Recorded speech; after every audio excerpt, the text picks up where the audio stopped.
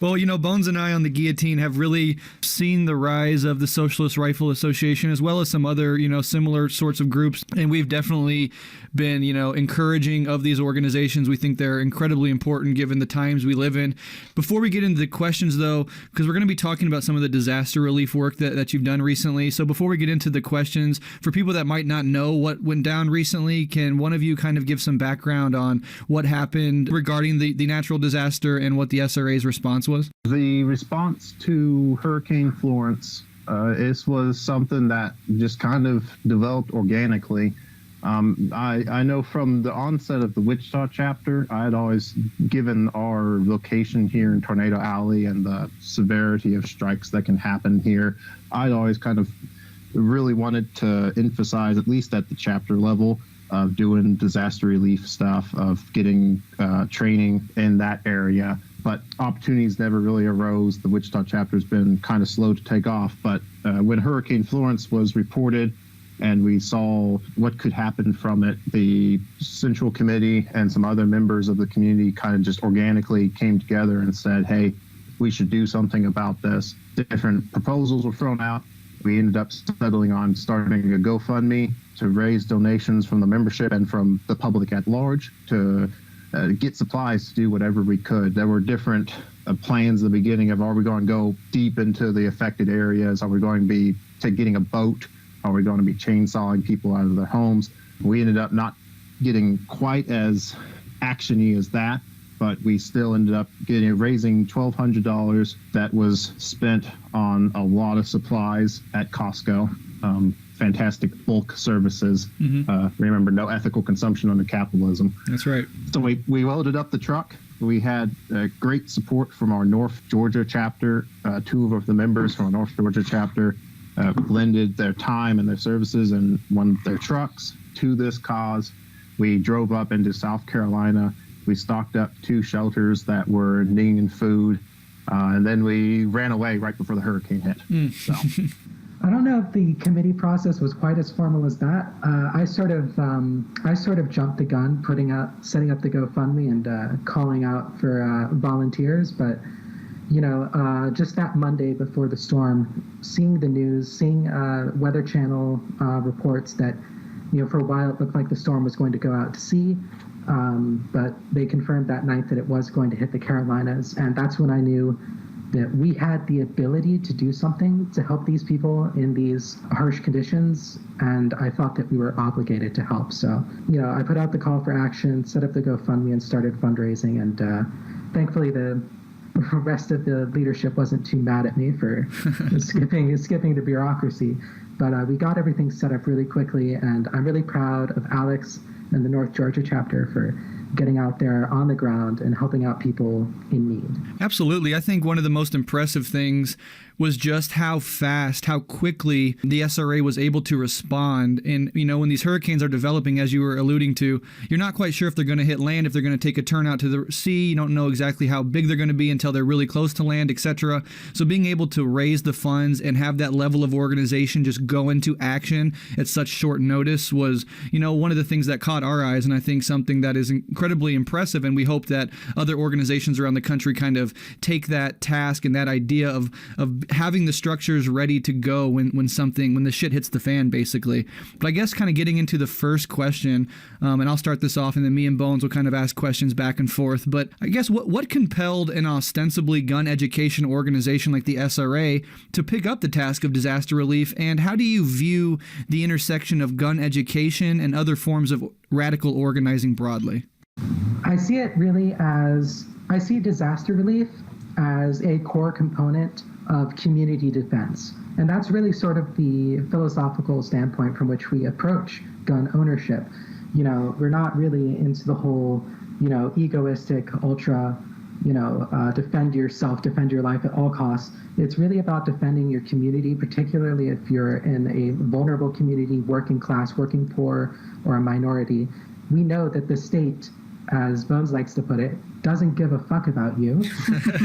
And so it's up to us to band together and defend for ourselves in these situations. And so, having a gun and gun training and everything is great, and that's what we organize around. But I really view disaster relief as an extension of that mission of helping people to be more resilient in their communities without needing to rely on the state.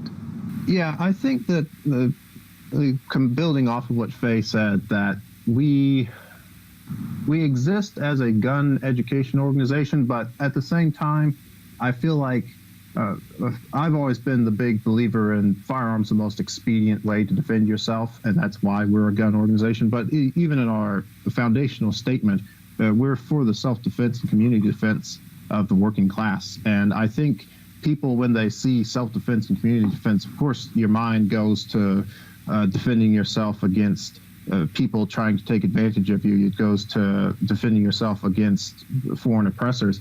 But at the same time, community defense, I feel like, is such a broad thing that we can do so much more than an organization like the NRA, which is just going to be dedicated towards herp. We have to make sure you have your guns, but only the guns for the people we like.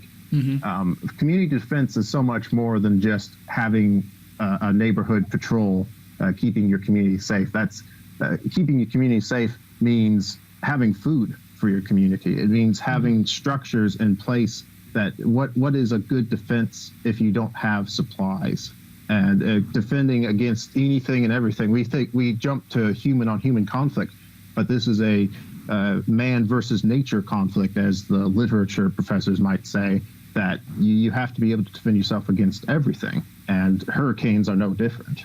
You need supplies to be able to handle that. Yeah, and I think everybody kind of realize or should recognize the absolute absence of an organization like the NRA, who, when these things hit are nowhere to be seen, while the SRA picks up the burden and goes to work. I mean, and, community self-defense, there's a long line going all the way back to, the Seminoles and beyond, but even more recently, the Black Panther parties who took up the work of community self-defense in the face of brutal police oppression and violence and murder. So it's a long leftist tradition, and you folks are certainly carrying it forward. Bones, you want to go ahead and start with question number 2? Oh, yeah. Although I'm just going to say, Brett, I mean, I'm sure the NRA was very busy during the hurricane, soliciting money from their membership to, keep their gigantic, monolithic money pit of an organization going. The NRA, continually begs for money all the fucking time, and as we've seen, literally does jack shit with it. Yep. The NRA begs for money so that they can send out more flyers and mailers begging you for more money. Yeah, it's always, and they got their own fucking wannabe TV channel, but they always make it sound like they're like two dudes in a cardboard box, like barely holding this fucking thing together. But I wanted to ask specifically, let's say someone's listening to this broadcast, they may not be a member of the SRA, but they're really, really inspired by this kind of work. How difficult was it getting those supplies into that area? And say a listener hears this and a storm or disaster hits them, what are some of the first steps they can take to really start getting things together and forming an immediate response? So I'd say, as far as if somebody's listening and disaster strikes tomorrow, whatever disaster it may be, there's a few important things. So I'll address the getting supplies there first. I'm not going to try to make it out to be some Herculean effort. We mostly just drove on the highway is the answer to that. We drove down the highway. We were in South Carolina. We were there before the hurricane hit. We drove away right as the hurricane was heading just outside of Charleston, I believe. So the getting supplies to those shelters, because we did kind of plan it in advance. So, I mean, her forecast was changing every day, so plans had to stay fluid. We were even planning on supplying Atlanta because the initial projections said that it might hit Atlanta. As far as the logistics of getting there, if you can get it before the storm, that's always best, to always be able to bunker down before the storm, always be able to have your supplies before the storm. The problem is, for working class individuals who don't have the money to go out to Costco and buy $1,000 of food to stock up on and water, things that you can do as a working class individual if the storm is imminent or the storm has arrived. Of course, always prepare in advance. Prevention is the best cure. Even if you can't afford bottled water, find some kind of vessel, be it old milk jugs, wash out old milk jugs and put some tap water in there. I don't drink tap, but in an emergency situation, I'll drink tap water to keep myself alive. But don't do it after the storm has arrived, because the storm surge will pollute the water, and that won't be good for you. As far as food, stockpiling those basic rations, cheap things like peanut butter, a $6 jar of peanut butter will last you a long time. It's not going to be very fun, but it'll help you keep by. It's a good source of protein. Things like that, real basic, cheap staples, preferably things that don't require cooking or otherwise can be steeped in water so that they can soften up and be easier to eat. Things of that nature for working class individuals. Unfortunately, we don't have a lot of these opportunities that richer individuals have, that they can flee, that they can go to a hotel somewhere, that they can get luxurious experience while everyone else is hunkering down in their house waiting things out. But just basic things like bottling water in any way possible and getting those basic supplies, I would say, is the most important thing in any disaster situation. I would add on to that to say that if you are staying behind in a hurricane area, if you can't afford to leave, walk around your neighborhood, talk to your neighbors, see who else is staying, and see if there's anyone else in a more vulnerable position, someone who doesn't have supplies or can't afford them, someone who's elderly, who's been left behind, people who've left their pets. See what you can do to help other people in your community who may not be as well prepared, or people who might not be able to get prepared. So, maybe even invite people into your home if you have the room and if you have the means. That's really sort of the core of like community solidarity. Living in a suburb or an apartment complex, it's extremely alienating. It's isolating. People today don't talk to their neighbors. We need to overcome that. Talk to your neighbors, especially in an imminent disaster situation. Find out who they are and what they need from you, what you can do to make them more resilient through these disasters.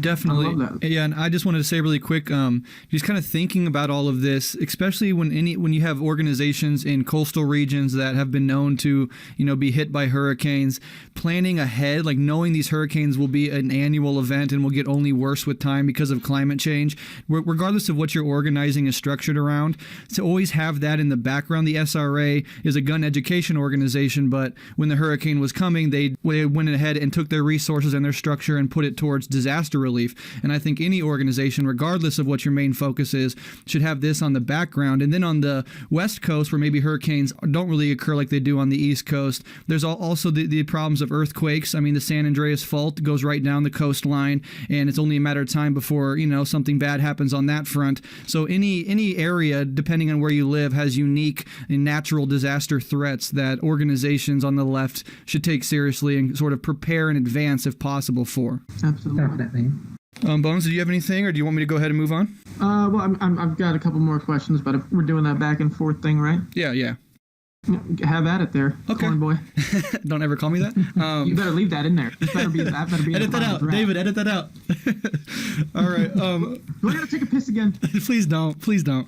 Please don't. All right. Moving on to the next question, kind of broadening out to gun culture and gun education broadly. Gun shows and shooting ranges are often bastions of reaction, and as such, they can be extremely intimidating to leftists, especially those without a lot of skills who just kind of want to learn in a safe and nurturing environment. How have you all navigated this reality, and what advice do you have for those who want to get involved but are worried about this very issue?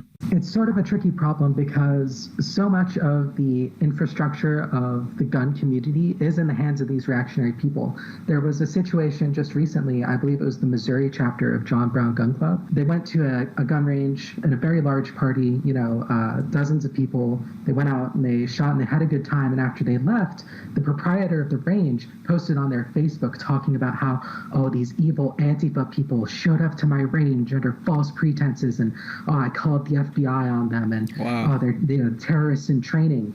Really just the most absurd right-wing paranoia towards leftists. This was a big stir in the online, left gun-owning community in general.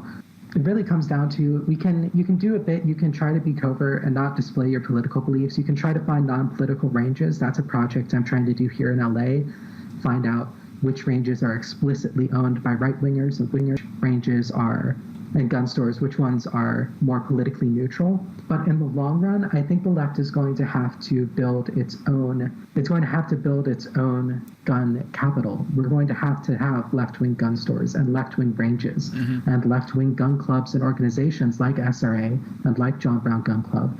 This is something that we're going to have to build for ourselves because, you know, we can fly under the radar for a while, but in the long run, I'm not sure that we are really going to be welcome throughout the existing gun culture.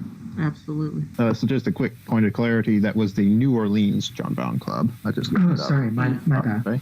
It's okay. Just putting that out there, New Orleans. But I think as far as individuals going to gun stores and being concerned about people not liking their political leanings, I can completely understand that. And especially here in Kansas, I mean, obviously the climate here is already not favorable in a lot of ways for this sort of thing. And especially at gun stores, you tend to have this very hardcore right-wing pro-police situation set up. At the same time, I would always encourage people to go to public ranges. One, because they're usually free. And two, because people are less likely to give you trouble. Usually it's just some bored attendant that's keeping watch over things. I think it's also damaging, though, to do this in secrecy. And I say this not to shame anyone. I don't want to put that across, that if you don't feel comfortable with people knowing your political beliefs, don't put that out there. That is your right to keep your views to yourself. And there's a lot of reasons to do that. At the same time, I do feel like by doing that, it becomes a self-fulfilling prophecy of there's no leftists at the gun store. So why would there ever be a change in the discourse for that? I think by having groups like the SRA becoming more popular, people recognizing the name, by putting that in the social consciousness, much like how socialist used to be a dirty word in the U.S., and in some ways still is, but at the same time, a lot of people don't react the same way they would have 10, 20, 30 years ago upon hearing that you're a socialist. A lot of people now are like, oh, that's one of those new things. Or it's been defanged in the popular consciousness. And the part of that is people like Bernie Sanders, who is definitely no socialist. He is a social democrat, but by him dressing himself in that terminology, has put it in the popular consciousness, and now people are more willing to listen to what used to be this radical, fringe, unpopular belief. And I feel like the same culture change needs to happen in gun culture.